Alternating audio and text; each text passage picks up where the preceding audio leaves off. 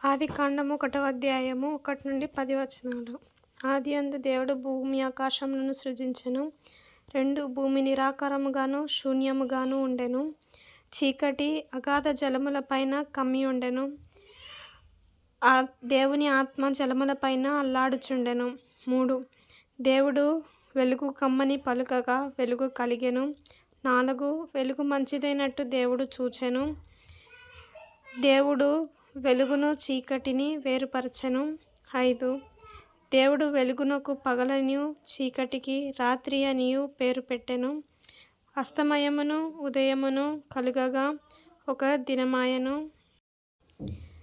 దేవుడు వెలుగునకు పగలనియు చీకటికి రాత్రి అనియు పేరు పెట్టెను.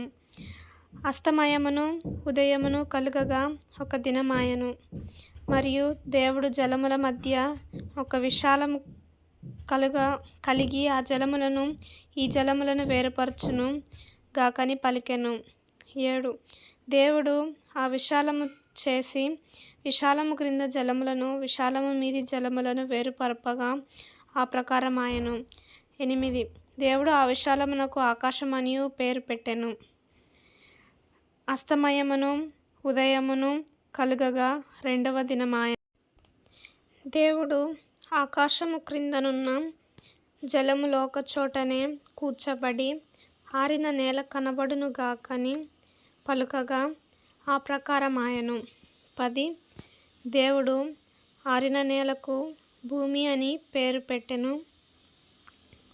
జలరాశికి ఆయన సముద్రములని పేరు పెట్టెను. అది మంచిదని దేవుడు చూచెను.